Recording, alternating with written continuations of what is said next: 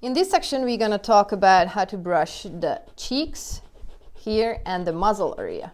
The way I like to do that is removing the ear from the way, because the ear can cover up so many things, and then whenever this area gets matted because of a lack of brushing, then it's going to result in, again, an ugly, short, not fun doodle trim. So the way I like to do it is I start with the brush and I just go down there and see what's going on.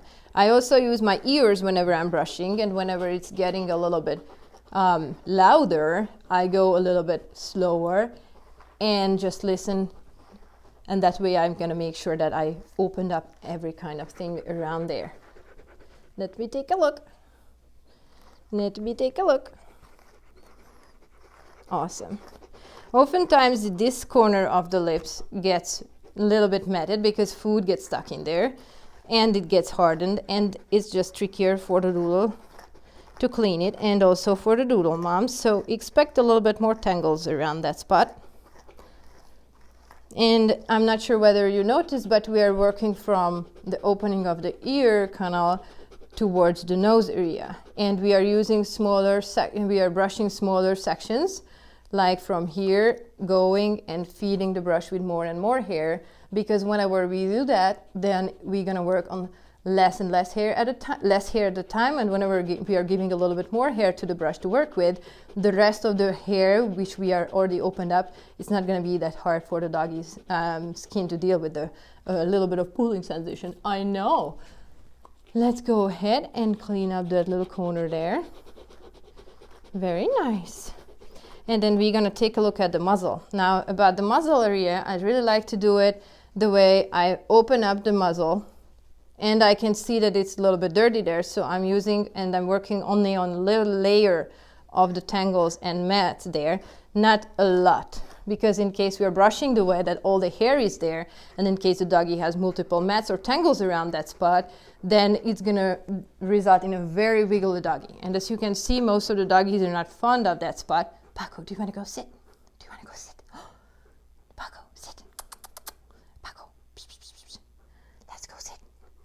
Do you want to go sit? Oh, let's go sit. Sit. Paco, sit. Very nice. And we are patient. In case they want to stand up, they totally can. In case we can convince them to sit down, it's totally awesome. So it's not like, okay, we are using tangles, we are using a ginormous harness or muzzle on the doggy or anything like that to keep them comfortable.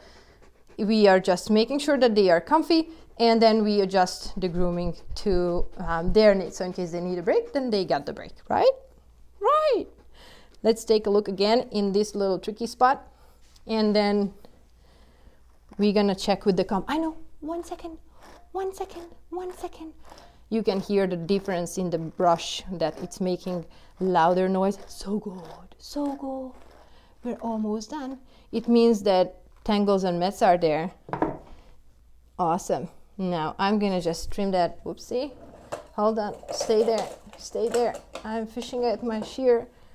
We got a surprise mat there. Whenever it's going wilder, I like to trim it out, because in case I just try to remove it with the brush, then the dog is not going to be happy. There's a level when the mat is not brushable, and I like to keep the doodle's friendship with me in a nice level. So whenever it's not brushable, I'm not forcing it, I'm cutting it out. Even when it results in a little bit more uneven face, I much rather have a doodle who is happy and has a little holes here and there than a doodle who will hate the grooming. So that's the way I like, and I hope you agree with the method. And you use the same thing with your doodle.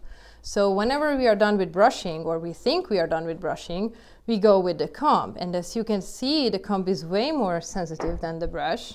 And it will show you where are tiny, tiny mats which still need to be trimmed out or brushed out depending on their level.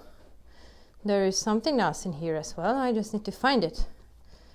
Awesome, Paco. Very nice. Almost done. Almost done. Oh, very good. Very good. And whenever I'm combing, I'm putting the tip of the brush or comb right to the skin. That way I'm gonna make sure that throughout the length I'm removing the tangles and mats, because whenever we are combing and brushing That's another mistake from the doodle owners, doodle moms and dads, that they are just brushing the tip of the hair, like 80% of the hair, and the 20% by the skin will still stay matted, and that still results in a short shave or a red cat or a military shave, which we really do not want.